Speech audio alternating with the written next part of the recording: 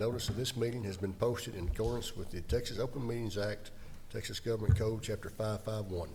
Okay, Mr. President, at this time, we will open up our meeting with our public hearing for our first report presentation. We will call up our Executive Director of Finance and Business and Finance, Dr. Clint McLean, to give us our first report presentation. President Schmieke, Superintendent Dean, and members of the board and public.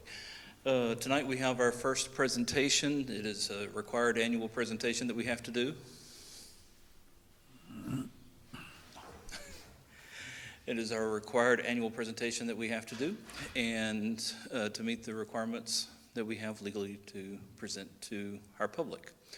And so the Financial Integrity Rating System of Texas ensures that we are held accountable both for the quality of our financial management and that our practices are improving. How are they improving? Because the things in which we are rated as a district, they are constantly evolving over time. Things come down, then they go back up as far as what the ratings are. The rating is based upon 23-24 fiscal year data. This is the 24-25 rating. Our overall score this year was a 96. There are 21 indicators this evening. I'm not going to talk about all 21. We're only going to cover 4. And so the first of these is indicator 6. Was the average change in fund balances over 3 years less than a 25% decrease, or did the current assigned and unassigned fund balances exceed 75 days of operational expenditures? And as you see right there, our fund balance in 23-24 was a little over $14 million. Our 75-day number in 23-24 was $7.2 million. And that's a number just to kind of keep in the back of your mind as we move forward. And I think Mr. Dean may have a little bit more to talk about that here in a little while. Indicator 7 was the number of days cash on hand and the current investments in the district for the school district sufficient to cover operating expenses, excluding facilities acquisition and construction. Function 81 in our general fund deals with facilities construction and acquisition. So this is everything excluding that. We were at 164 days. As long as we're above 90, we were fine. We got a 10. And the same with indicator 9, as long as we are above 60 days. And if y'all remember, we have a board policy adjustment now in which we actually address the 90 days cash on hand. If we fall below it, we have to have specific things that we'll bring back to Mr. Dean that he'll present to the board as far as our actual plan to make sure that we get right back above 90. The only other indicator I want to present is one that y'all kind of always want to make sure we are not having too many administrators in the district. Our administrative cost ratio is right at the 8. Last year it was a 10, but that's one that kind of balances back and forth. It's 0.122, which was just a little bit over the 0.115, just as going to go up and down. I mean, if you add one, drop one administrator that's in one of the two functions, it's really kind of a balancing act of where that's going to fall. A couple of other things. The school district is required to have a copy of the superintendent's contract on file, and we have to have it for public availability at the public hearing. We meet that by saying that it's on the district's website, and I have the website hot link there. And we also have to operate with a few other guidelines about that no compensation was given to the superintendent or any other personnel for fiscal year 25. No gifts were received by executive officers or board members for fiscal year 25, and no business transactions between the school district or board members. And then lastly, we do have to officially have the slide that lists all of the expenses documented for everybody as listed out. Are there any questions from any members of the public or from members of the board at this time? Excellent. Okay. All right, Dr. McLean. At this time, Mr. Schmieke, we are finished with our first report, and we are ready to transition into executive session. We'll adjourn to executive session. 5:35. Time we'll reconvene in open session. Mr. Dean. All right, at this time, we'll turn our program over to our Director of Communications, Ms. Alyssa Thompson. Good evening, President Schminke, Superintendent Dean, and Board of Trustees. Tonight, we're doing something a little different. If you notice, the podium's gone, but that's in an effort to help things just move smoothly with the kids being up here. And so, as we kick off tonight, I'm going to read off the mission and the vision statement of the district. Chapel Hill ISD's mission is to educate all children so that they can successfully compete in an ever-changing world. And the vision of the district is to shape the future one child at a time, the Chapel Hill way. So first off, I'd like to call up our principal at Jackson Elementary, Miss Amelia Chavez. Good evening, President Schminke, Superintendent Dean, and Board of Trustees. Today we have some special people from Jackson leading our ceremony. So first up, we have Julian Lopez, who's a third grade student in our dual language class and a member of our student council. He will lead us in today's prayer. Dear God, thank you for bringing us together today. Please help us listen to each other, make good decisions, and work together with kindness and respect. Guide our hearts and minds so that we can do what's best for everyone. Amen.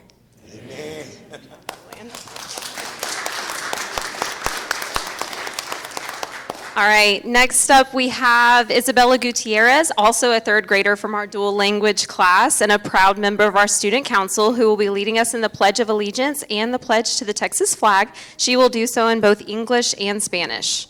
Okay, face that way, there's the flag.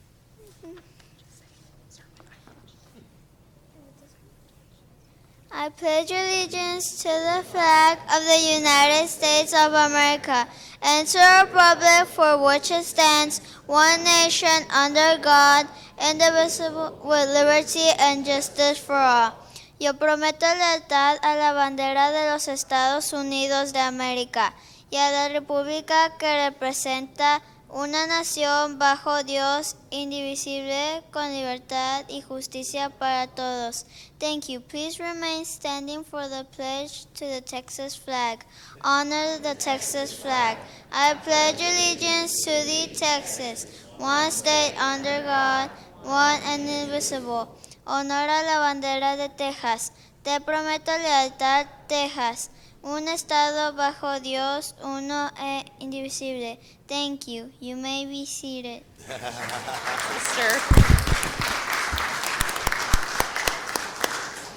Okay, and now we would like to recognize our student of the month, Jacob Martinez.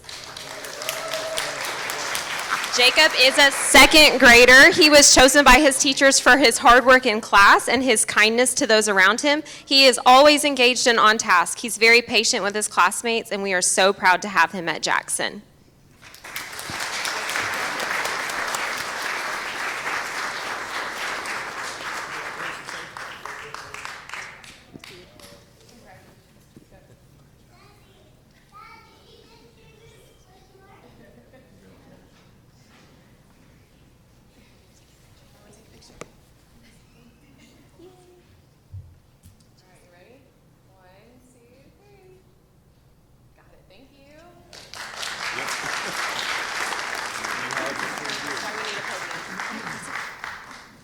Okay, next up we're going to honor our staff of the month. Our staff of the month is Miss Warren. She's been at Jackson for 25 years. She's a graduate of Chapel Hill. If you visit Jackson, you won't ever know where she is because she's always going where she's needed. She manages materials, makes and delivers school-wide copies, covers classes, helps with lunch duty, and then ends the day being a bus monitor. She's truly a Jackson jewel, and we're so thankful for her.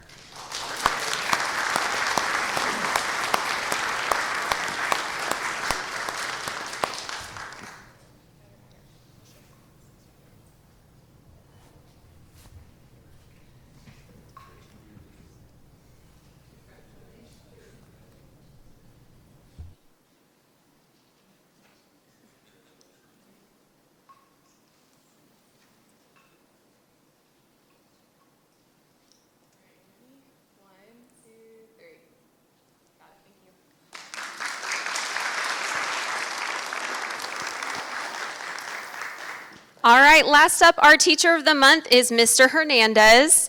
Mr. Hernandez is a dual language pre-K teacher who's been at Jackson for 14 years. He's dedicated to building strong foundations for our littlest of learners. If you see him in action, you would have no doubt about the commitment that he has to our Jackson kids. Y'all should have seen him the other day. I was in his class. They were doing the Ants Go Marching On, and he's like stomping like this. I mean, He was getting it. So we're super proud of him and glad to have him at Jackson. Maybe you shake their hand first.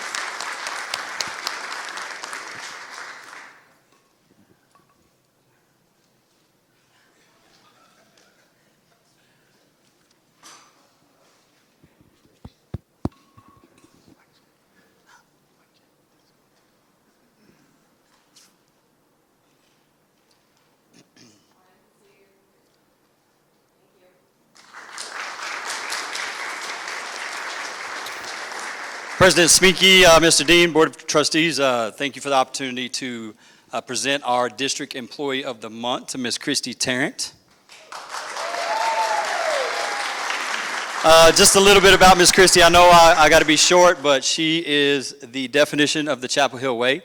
She's a great ambassador to our district, and she is the rock of our athletic program. And if I had to, the first round draft pick of any admin assistant in the world, I'd pick Miss Christie because she's my family.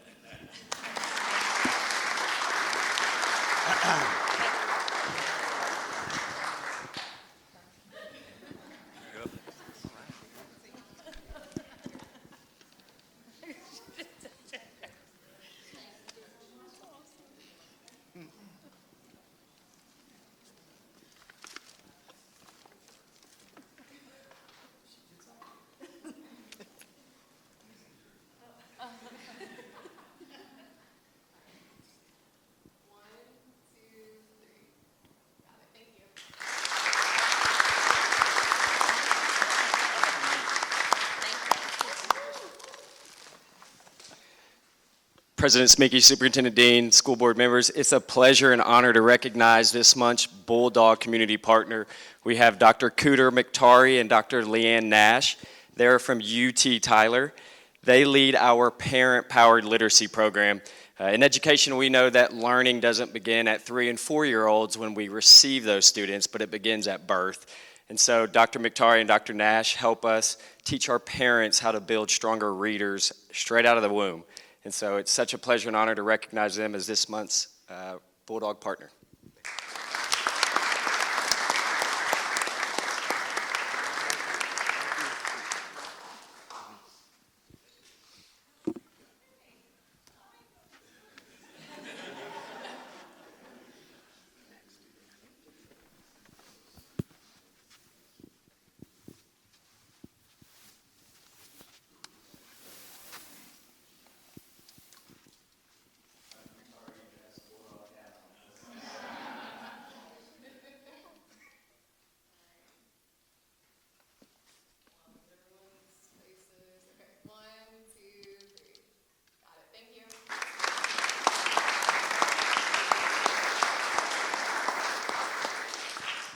All right, President Schminke, Superintendent Dean, and Board of Trustees, this month is National Principals Month, and so we want to take a moment to recognize all the wonderful administrators that we have in our district. So I'm going to call them up individually. They can come shake hands, and then we'll stay put for a group photo. I'll let y'all say about 5 to 10 minutes worth of words each, and then we can sit down. Starting with Jackson Elementary, we have Miss Amelia Chavez.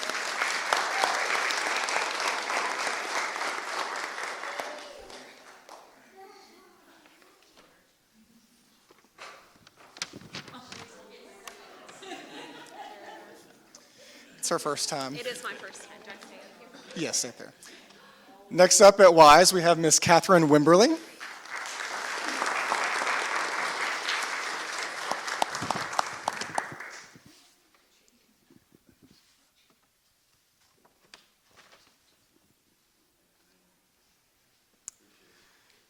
Next up at Kissam Intermediate, we have Miss Bethany Primo. Straight for the gift.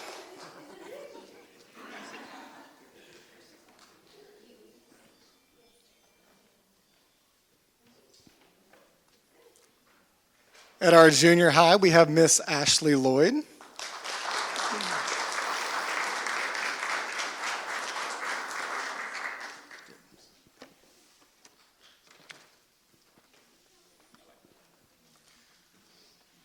And last but not least, at the high school, Mr. Reggie McGowan.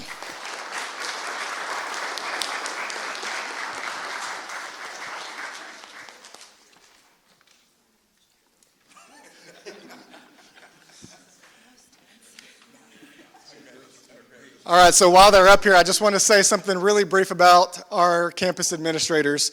There are a lot of districts that do not have the collaboration that we have amongst our district, and the closeness that they have and the ability to be able to communicate with each other on a daily basis makes our growth of our students excellent. And we know that it starts from teaching the elementary kids how to walk down the hall with the bubbles in their mouths, things that I cannot do or have the patience to do, all the way to our intermediate, getting them introduced to all of our career explorations, to our junior high to get them prepped to go into high school so they can compete in an ever-changing world when they leave here. It takes a village. We're a 1/13 of their students' education on a yearly basis, and so we're thankful that everybody has the same vision and moving towards the same goal. So we're very thankful for our district administrators. Thank y'all.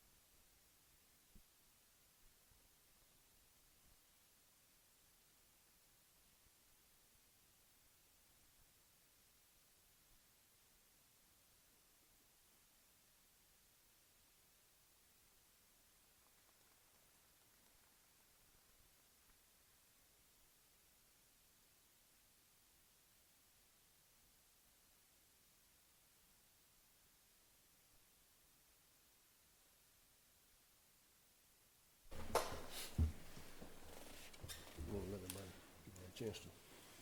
Yes, so what we're gonna do right now is we're gonna transition into our regular meeting. We're gonna really hit the meat and potatoes of our meeting and what we came here for.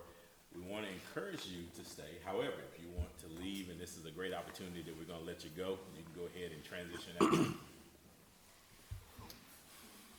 Don't be bashful, Karen, you. You're welcome to stay if you so desire.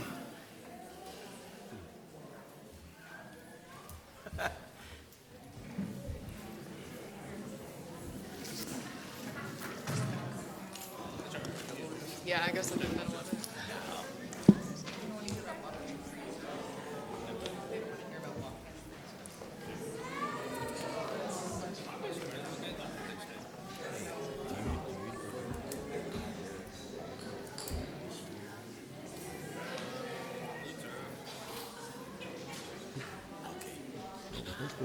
That's what I was I was getting excited. I thought they were gonna be at the front.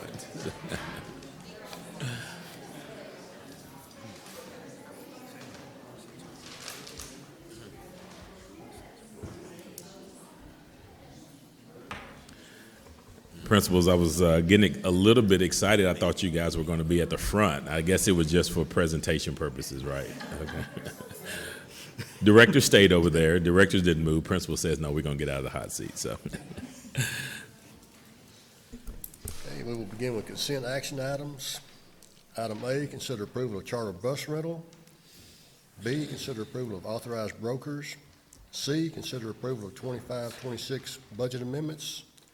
D, consider approval of 2025-2026 investment policy and designation of investment officers. E, consider approval of donations, Crumble Cookies, Raising Cane's, Walmart Supercenter, Rossi Education Products, Michael Rossi, Tampico Bottling Company, Juicy's Hamburgers, Juicy's Tacos. F, consider approval of board meeting minutes from September 15th, 2025. Anybody want any of these pulled? Mr. President and Board, I recommend that the Board approve the items listed on the consent action list. Do we have a motion? Motion, Mr. Acker. Second. Second by Mr. Massenberg. All in favor? Unanimous?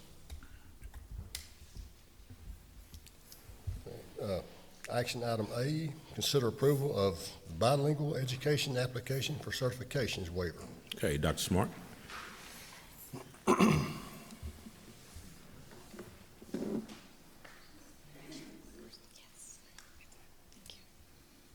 Good evening, President Schminke, Superintendent Dean, and members of the board. Tonight, I'm requesting approval for one bilingual exception for this school year. This is part of our state compliance to ensure that we are meeting the needs of our emerging bilingual students. Like many districts, we continue to face bilingual teacher shortages. This exception is for one position at KSAM Intermediate for the Science and Social Studies spot. A long-term substitute is currently serving that role, and we are actively recruiting a certified bilingual teacher as we speak. Approving this exception will keep us in compliance with TEA requirements and ensures that our students continue receiving the instructional support that they need. This request aligns with the Pillars 1, Innovative Teaching and Strategic Communication from Plan 3.0. It supports our district commitment to clear collaboration across the campuses and ensures that our bilingual ESL programs remain aligned, compliant, and meeting the student needs. To support our students during this time, we have implemented several systems to ensure consistency and quality of instruction. Instruction is monitored regularly in that classroom. The substitute teachers receive ongoing academic and language support, and parents are kept informed of the sub in that classroom. Our goal is to remain our goal is to transition to a fully bilingual certified teacher as quickly as possible while maintaining compliance and uninterrupted services in classroom. At this time, we have a strong candidate in place who is completing her alternative certification program and will be fully certified by second semester next year. So we will continue working towards her bilingual, helping her with her bilingual certification with support from our bilingual and curriculum departments. This plan ensures the instructional continuity for our students and keeps aligned to the TEA requirements. Okay, Mr. President and Board, I recommend that the board does approve the 25-26 certification of exception as presented. Do we have a motion? Motion. Motion, Mr. Mosley. Do we have a second? Second, Mr. Acker. Any discussion? You said the candidate that you have identified would be ready in the next semester or next year, second semester? Next semester, second semester. Okay, great. Yeah. Anything else? Okay. All in favor? Motion carries. All Unanimous. right, thank you. Item B, consider approval of Jackson Elementary and Kissam Intermediate library book orders. Okay, Dr. Tremont.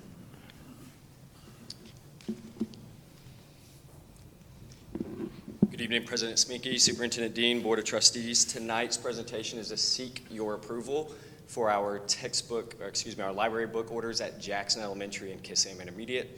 This aligns with Strategic Plan 3.0, Pillar 1, Innovative Teaching and Learning, Strategic Communication. So to begin this process, our campuses posted their library book order on their campus website. That was posted for more than 30 days. Once it was posted there, we had no public comments.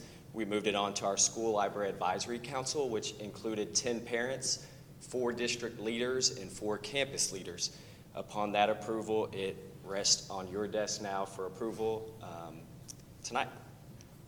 So just as a reminder, all of our library materials have a goal of being aligned to our TEKS. It's to provide diversity, enrichment, and critical thinking for our students. Those library materials are all cataloged on our campus websites, so at any time parents can search through the catalog and see what materials are in circulation. In addition to that, if a parent chooses not to have a student access to one of those library books, they can restrict that from being checked out for that child. And then upon a student checking out any library book, the parent receives an email list or receipt of that book that they checked out. As a reminder, in your book, you have an exhaustive list of these library materials that we're looking to purchase. Okay. To Mr. Schminke and the board, I recommend that the board approve the library books orders for both Jackson and Kissam Intermediate as presented. Do we have a motion? Motion by Dr. Hayes. Is there a second? Second, Mr. Elder. Any discussion? Okay. All in favor? Motion carries unanimous. Thank you. Dr. Tremont. Item C, consider approval of CHISD and Tyler ISD, RDSPD, Renew Shared Agreement, 2025. Ms. Buchanan? All right. Good evening, President Schminke, Superintendent Dean, and Board of Trustees. I'm Blair Buchanan, the Director of Special Programs, and I'm here tonight to review the Regional Day School Program for the Deaf and Hard of Hearing Shared Services Arrangement that we currently engage in with Tyler ISD. So this is part of our Strategic Plan 3.0. It's Pillar 1, Innovative Teaching and Strategic Communication, and relates to our partnership with surrounding districts. So we currently partner with Tyler ISD to provide support and accommodations for our students that qualify as a student with deaf and hard of hearing services. So Tyler ISD provides for their academic and social emotional needs with 3 different sectors of services. They have site-based services where those students can attend Clarkston Elementary, Hubbard Middle School, and Legacy High School. They also provide itinerant support to some of our students that have less severe needs where they come into our classrooms here and provide those services. And then by law, we have to service birth to 2 students, age 2 students that are in our community that have a deaf or hard of hearing impairment. And so Tyler ISD currently provides those services to us.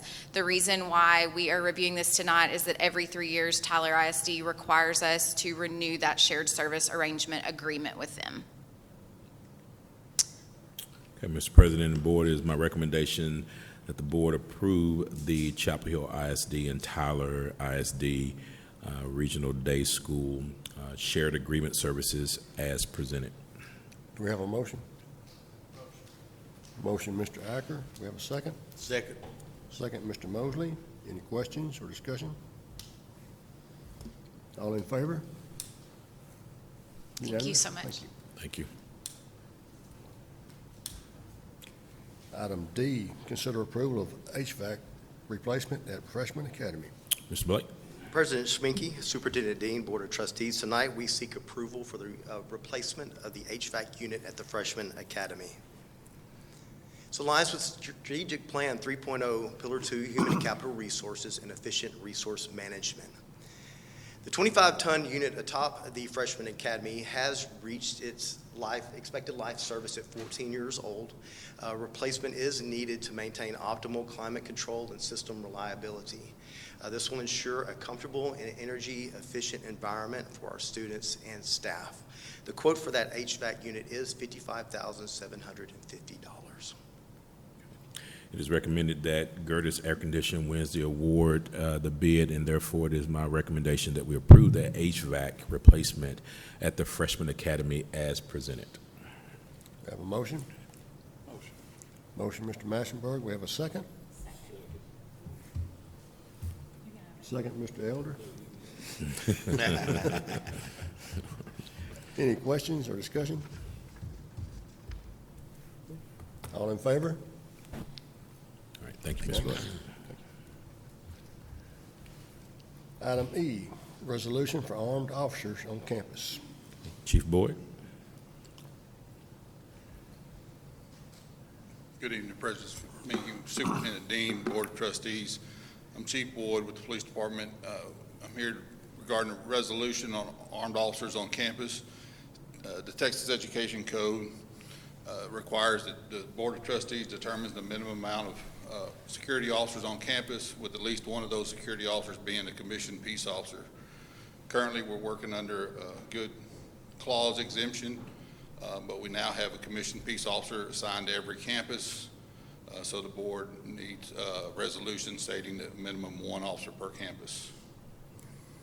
With the state requirement of at least one being the minimal amount, it is my recommendation that the board pass a resolution requiring that each campus have a minimum of one armed security officer, commissioned security officer, as presented. Do we have a motion? Motion, Mr. Elder. Is there a second? Second, Mr. Acker. Any discussion? Mr. Dean, do any of our security guards carry a gun? Yes, sir. Our security guard. Substitute if we didn't have somebody on the campus. They are able to support us in our deficiencies if we do have. We try to always ensure that we have a sufficient amount of officers, even if Chief Boyd within himself needs to contract services with Smith County or other agencies. But our security guards do have their license to carry as well. Okay, that's what I want. Absolutely. This resolution, where is it gonna live? Are we changing a policy? Is it a district? No, ma'am. It's just a resolution. Yes, it's going to go into our resolution bank. It's just a requirement for the state of Texas to check that box. They require us to have at least one, and they want to make sure that the board of trustees of each school district have skin in the game, if you will. So, by acknowledging the fact that it is a minimum requirement that we have one, it also holds us accountable to make sure that we hire commissioned police officers as well. Anything else? All in favor? Unanimous? Thank you, Chief. Item F, consider approval of personnel, deliberation and possible action regarding the appointment, employment, renewal, non-renewal, resignation, contract abandonment, SBC sanction, and proposed termination or termination of contract for professional personnel. So, Mr. Sminky and School Board, in executive session, the board was given a personnel package for consideration. It is my recommendation that the board approve the personnel package as presented. Do we have a motion? Motion, Mr. Massenberg. We have a second? Second, Mr. Acker. All in favor? Unanimous? Okay. Dean? All right, thank you. We're down to our information items. To start us off, we will ask Dr. Smart to come back up, and she'll give us a update on our bilingual ESL annual evaluation for the month of October. Good evening again. This is our required annual bilingual ESL evaluation program under Chapter 89. I will share a high overview of our students' outcome, highlight what's working well in the program, and note the areas that we are continuing to focus support. This program evaluation connects directly to a strategic plan 3.0 under Pillar 1, Innovative Teaching and Strategic Communication. Through this evaluation, we are making sure that our bilingual ESL programs not only are compliant, but are also aligned with the district's vision of high-quality instruction and transparent communication. It all allows us to share progress, clearly identify areas of growth, and ensure that our decisions that we make are to support the student success. The purpose of this report is to provide the annual update of our bilingual ESL programs as required by Chapter 89 of the Education Center. It's also an opportunity to share outcomes and highlights with you in the community. Ultimately, this ties back to our commitment to prepare every student, including our bilingual students, to success beyond graduation. This year, Chapel Hill serves around 877 bilingual, emerging bilingual students across all campuses. You can see the distribution on the table, with the largest group at the high school, followed by Kissimmee Intermediate and Jackson Elementary. This shows that our bilingual ESL programs are not only significant at the elementary level, but they are also very important at the secondary. Our goal is to make sure that we continue to support the students no matter the campus, and that we support the needs of their language and their academics. Next, we have the program overview. We currently offer a one-way dual language program, pre-K through 6, for Spanish-speaking students at our elementary campuses. In this model, students receive instruction both in English and in Spanish, with the goal of developing strong skills in both languages, listening, speaking, reading, and writing. This program is designed specifically for students whose first language is Spanish, and promotes through bilingualism and biliteracy. For pre-K students whose first language is not Spanish, we provide ESL content-based support, which helps students develop English proficiency while learning academic content within their gen ed classrooms. At the secondary level, our emerging bilingual students are served through an ESL pull-out model where they receive targeted English language instruction in addition to the regular classes. Each of these program models are directly aligned with Chapter 89 of the Texas Education Agency bilingual program requirements.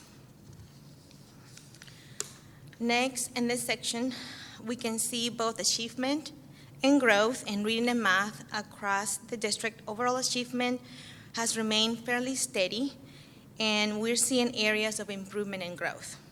For our emerging bilingual students, achievement continues to be behind the overall student group. While we see the growth is present, it's not yet at the level that we wanted it to be. The positive takeaway of this is that our students are making progress, and we are beginning to see the impact of our target supports.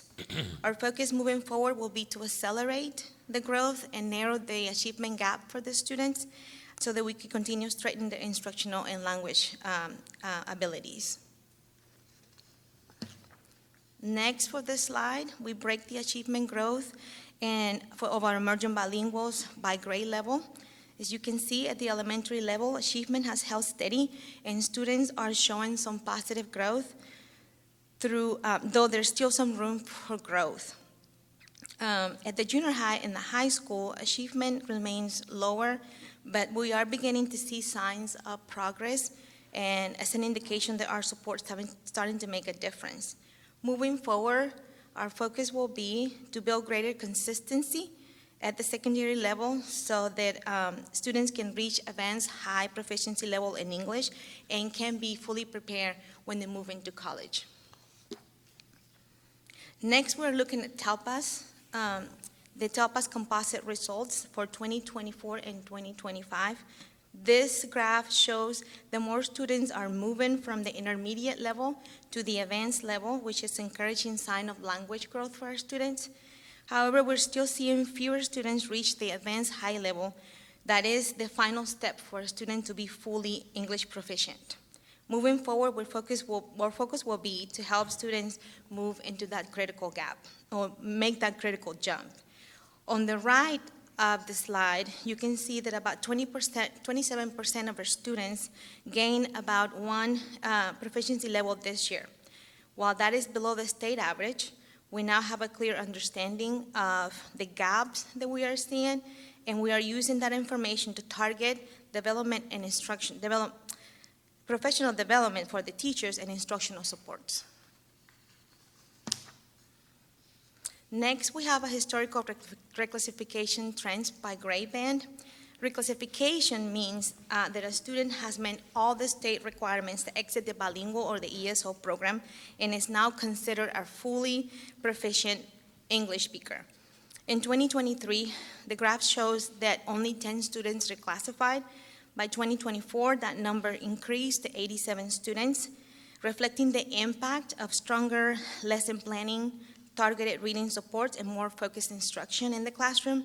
This year, 2025, 80 students reclassified, slightly lower than last year, where we still have a strong result. It shows that we are maintaining steady progress, and our students are continuing to move forward. This year, we will request one bilingual exception and no ESL waivers. And to finish, the state guidelines require districts to evaluate their professional development for teachers, paraprofessionals, and administrators. To make this more streamlined, I've organized the professional development in 3 areas: compliance, instructional support, and best practices.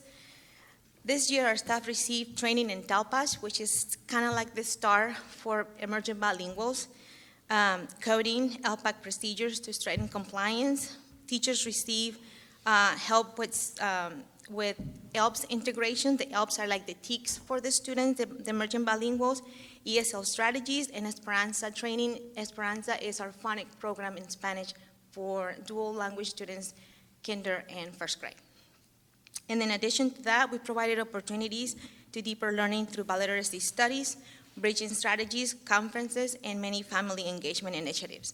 All of these trainings work together to ensure fidelity of the program and implementation to build teacher capacity to meet the needs of the emerging bilinguals. Any questions for Dr. Smart? Okay, thank you, ma'am. Y'all can clap for her if you want to. That'd be fine. She did a good job. Thank you so much, Dr. Smart. Next up, we got Mr. Tice for our STAR update report. Good evening, President Schminke, Superintendent Dean. My name is Daniel Tice. I am the Accountability and Assessment Coordinator, and today we're going to go over information item STAR update report. This fits within our strategic plan 3.0 and Pillar 1, Innovative Teaching and Strategic Communication. And so you can see these are the last 5 years of STAR EOC performance at all performance levels. And from 23-24 to 24-25, we did see a positive trend in approaches, meets, and masters in Chapel Hill ISD. Wise Elementary saw a slight decrease in approaches and meets, but did see an increase in masters performance from 23-24 to 24-25. Jackson Elementary saw increases in approaches, meets, and masters. Kissam Intermediate maintained approaches levels at 70% and did see increases in meets and masters. Chapel Hill Junior High saw increases in all 3 categories. And finally, Chapel Hill High School did see a slight decrease, but did maintain close to the same percentages that we did see this last year. And so some spotlight successes within Wise Elementary, within 3rd SRLA, which are students that took the Reading Star in Spanish. We did see double-digit gains in approaches, double-digit gains in 3rd grade math. Within Jackson Elementary, 3rd grade reading, we saw double-digit gains in meets, 3rd grade math, the same. Kissam Intermediate, 4th grade reading. 5th grade reading, we saw double-digit gains. Junior high, we saw algebra have 100% approaches, 97% meets. Within reading, science, 8 social studies, we saw double-digit gains. And biology at Chapel Hill High School, we saw that in meets. As with the district science, we did see double-digit gains in meets as well. Any questions for Mr. Tice? Sorry. Okay. All right. Thank you, Mr. Tice. Thank you.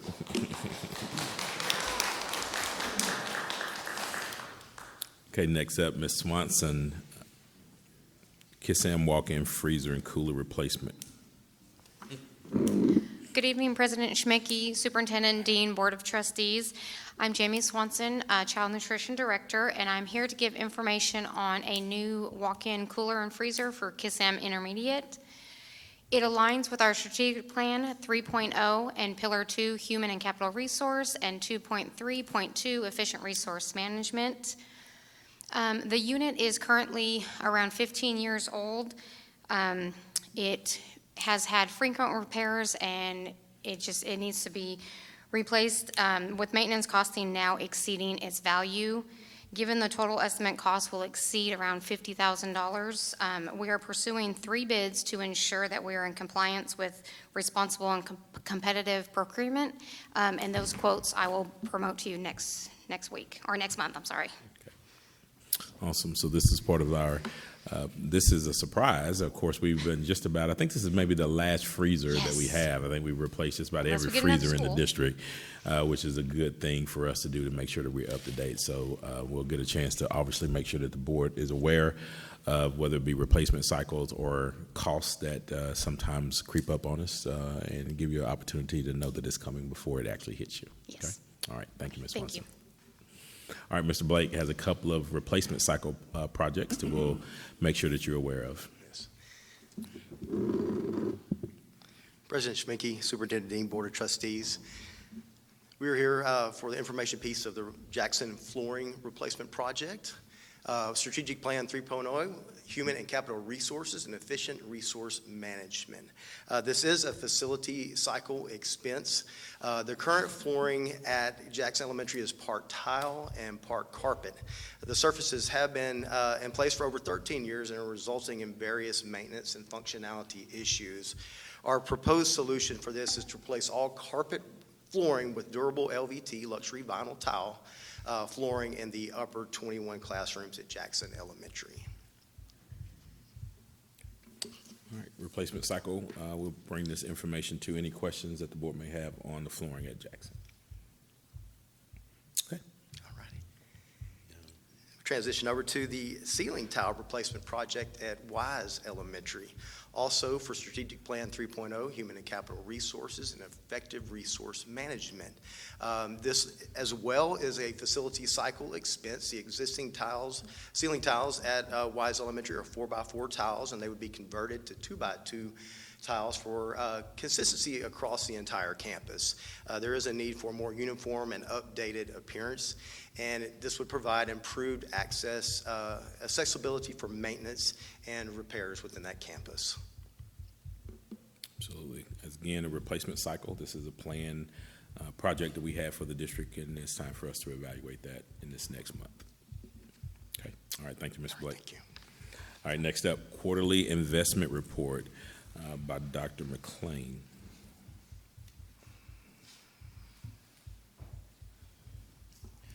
President Schmieke, Superintendent Dean, and members of the board.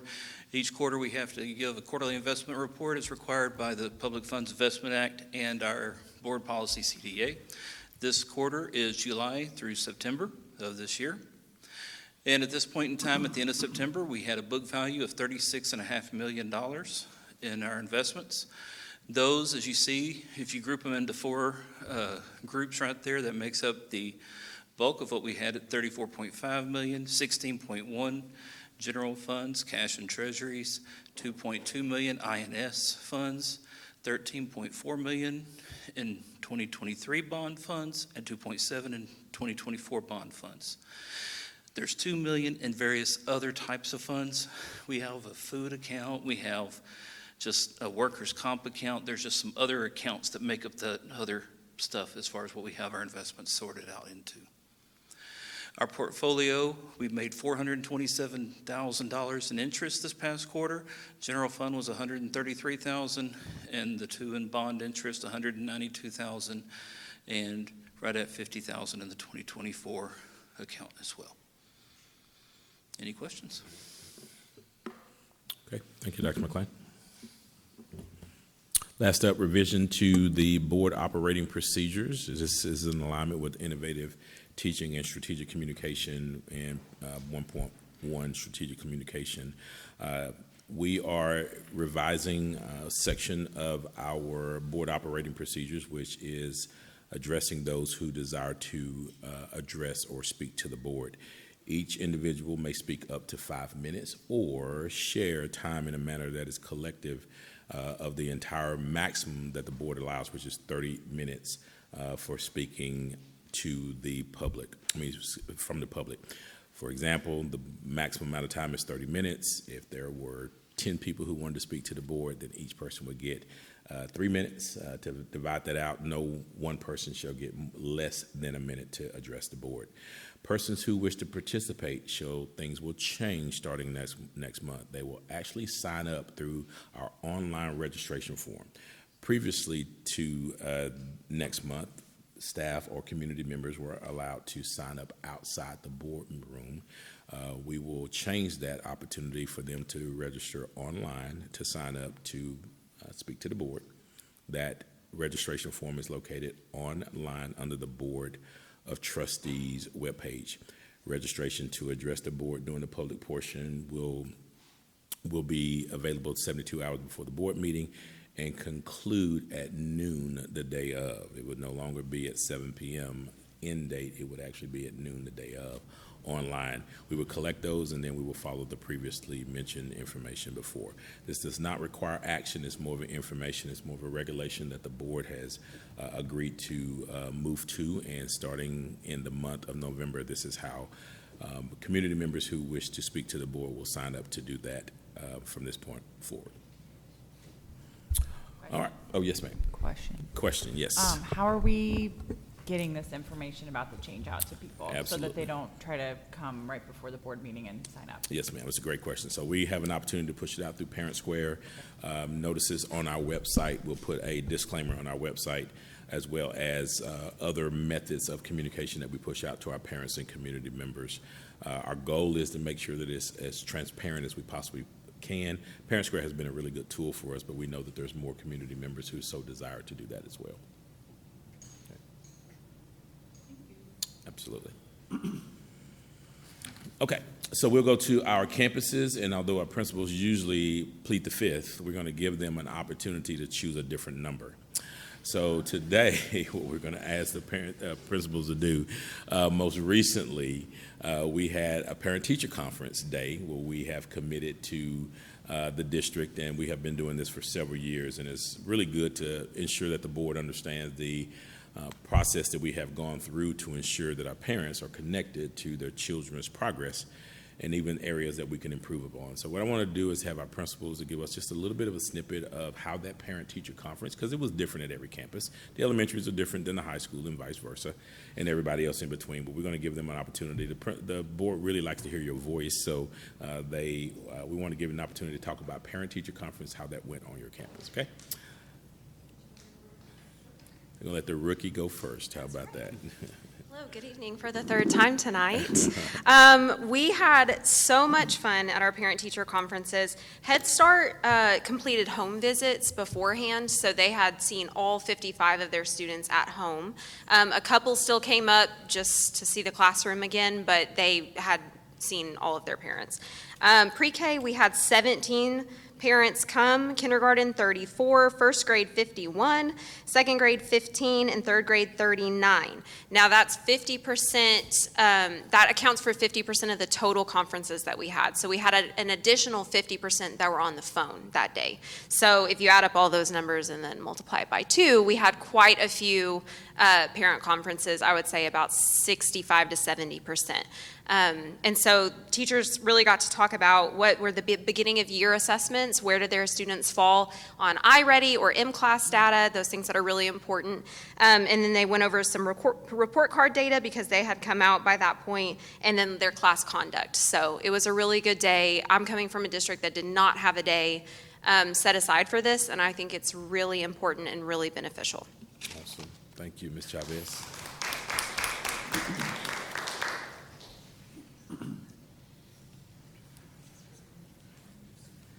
Good evening, President Schmieke, Superintendent Dean, and Board of Trustees. At Wise Elementary, we have 625 students enrolled there, and we had 425 parent conferences on that day, and then we had an additional 77 of the home visits because that's about how many we have in our Head Start. So we had just a little over 500 conferences in some way, shape, fashion, or form between in-person, on the phone, through Parent Square.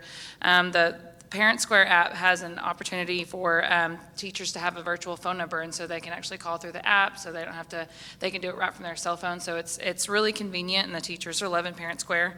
And we made sure that as many of the students that could come with their kids could come, and in second and third grade, they were leading the data talks based on kind of a template. Some of the younger ones came, but some of them, they left at home, so we could really focus on the different types of data. And we talked about our Bulldog briefs with some of the parents, just looking at some of the interventions that we're already working on.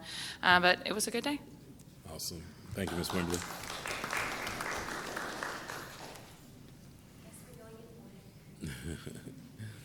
Good evening, President Smeeky, Superintendent Dean, and Board of Trustees. So at KISS AM, we had 520 responses to our posts and emails and notes that were sent home for parents that wanted to come and meet with the teachers. We had about 34%, almost 200 parents in person, and the rest were either virtual or over the phone. They did the same kind of thing with a data dig, and they were able to talk to the teachers about, or their parents, and kind of guide them through the things that they've been doing. I also got 4 new members to the PTO, so that was awesome. We had 2, now we have 6. So we're making it. And then the students, it was interesting because our campus is very special. We're a transition to everything else. We go from elementary, we're not elementary, but we're not junior high. So they're going through a lot of learning experiences. So just being able to have those conversations with parents about what that looks like and that it's normal and they're gonna make it through was really a positive thing. So I enjoyed it. Yeah, awesome.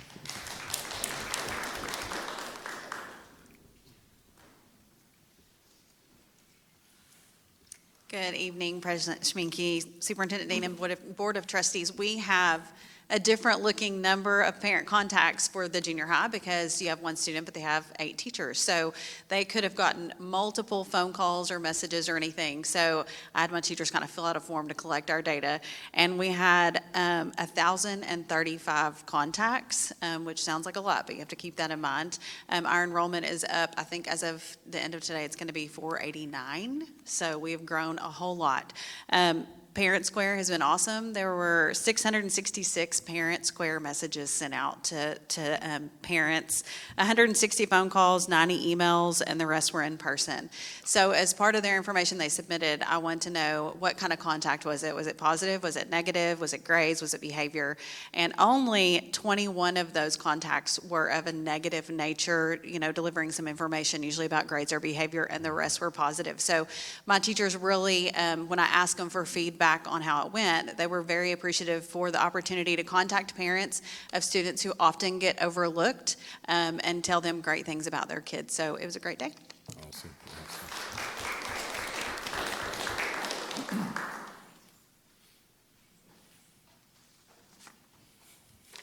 President Schminke, Superintendent Dean, and the rest of our board members.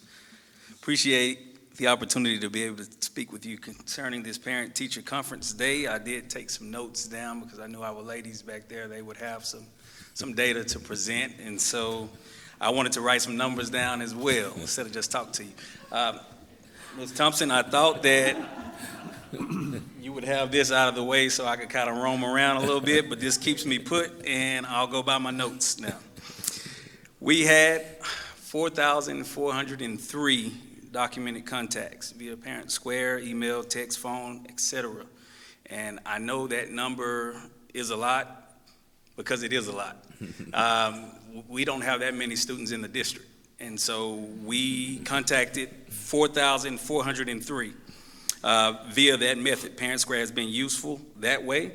Multiple face-to-face conferences took place as well, but mostly, I would say about 75% from the numbers that I looked at with our freshman academy and the sophomores through seniors in different methods. Each one of these contacts or talks, these conferences took place from 8:30 to 4 p.m. at 30-minute intervals at a time.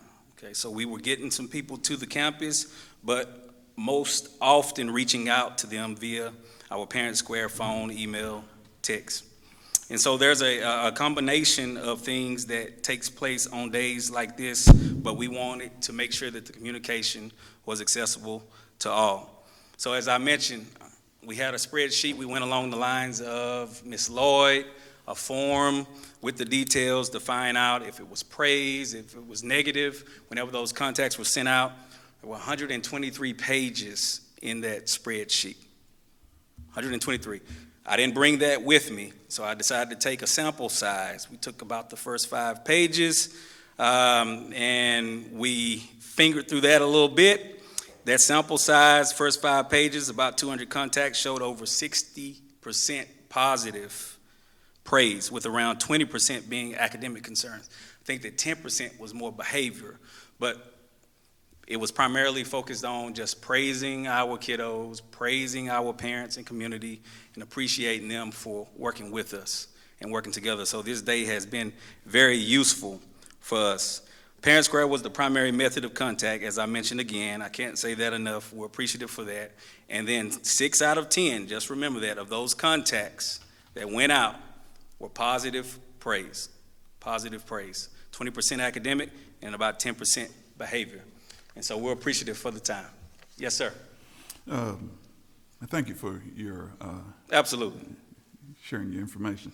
But the interaction that we had during the time, some people saw that there was a little bit of tense situation between us, and it was not. So it was just a little bit of male bravado. I grabbed his hand. Yeah, you grabbed that hand wrong. I'm just saying, you got to be quick. You got to be quick. I got short hands. They're wide. But you got to be quick on the draw. Yeah, that's all I'm saying. Yeah. I get that often, and we have to reset. I appreciate you. Any more questions, concerns? No, sir, we're good. All Thank you.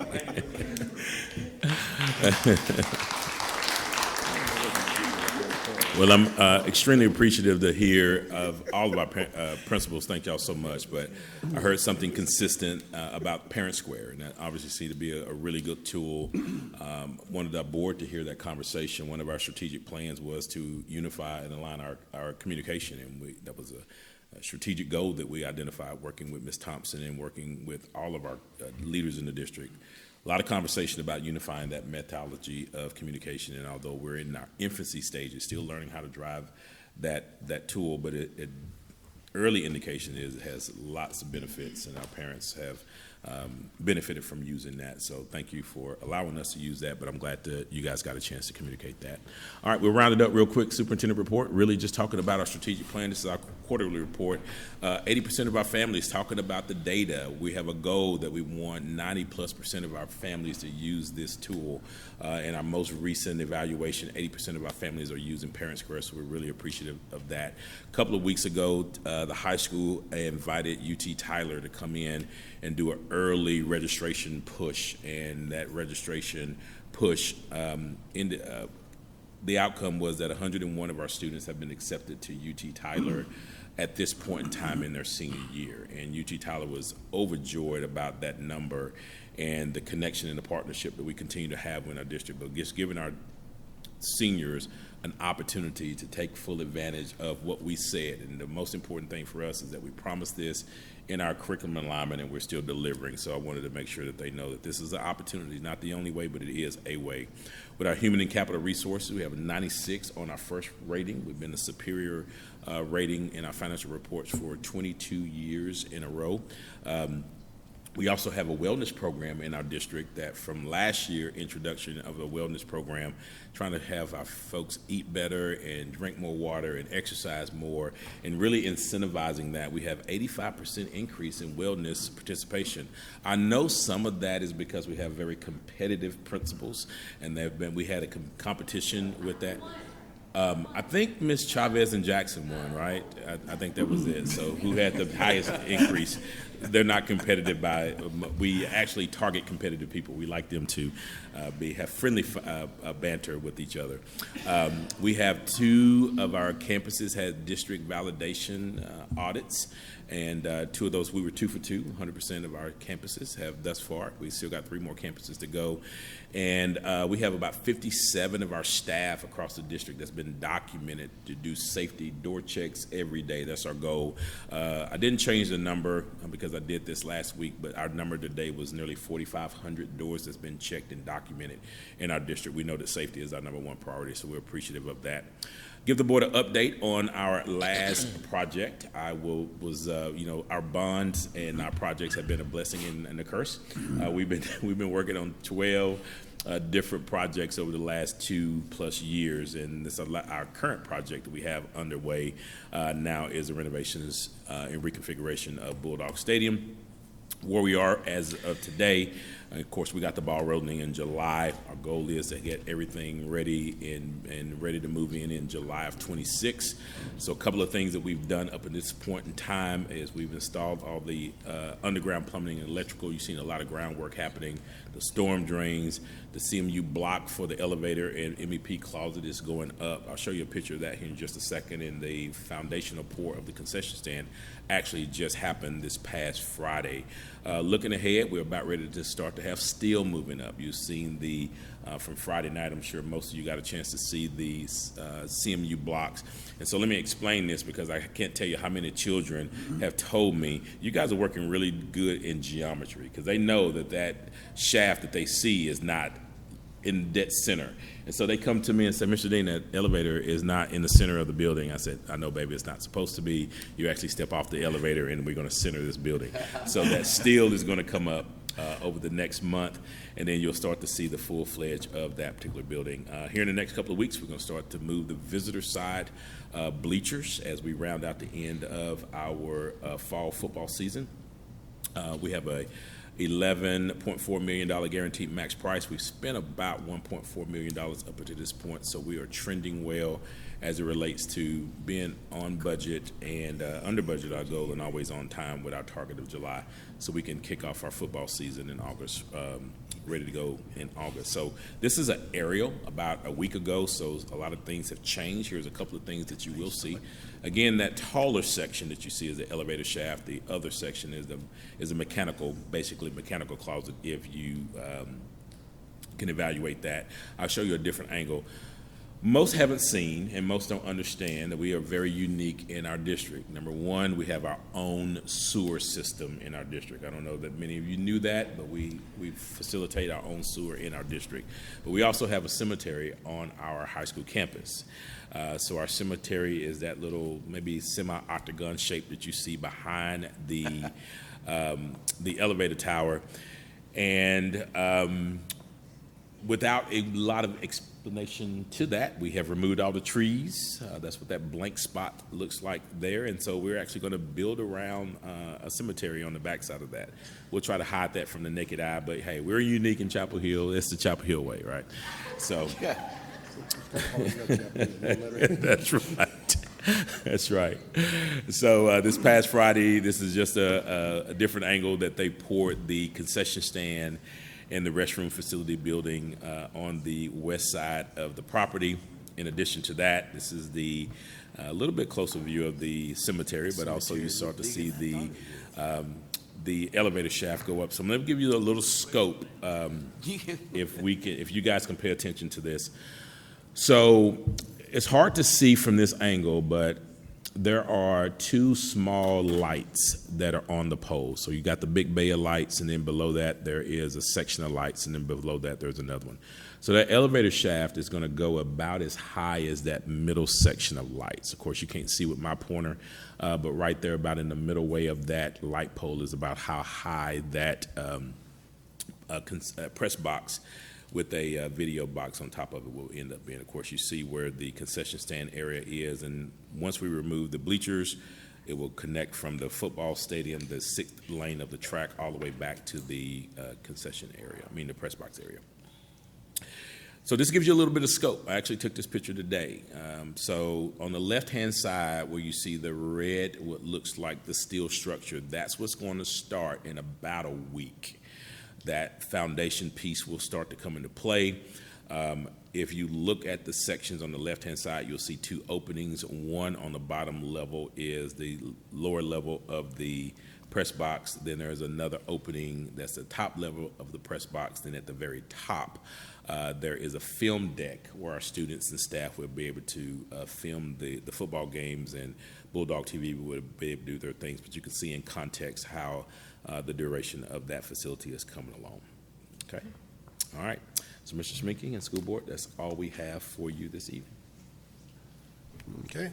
At this time, we will adjourn from open session, and we'll take about a 10-minute break, and we will go back into executive session for level 3 grievance hearing. All right. Staff, you are dismissed.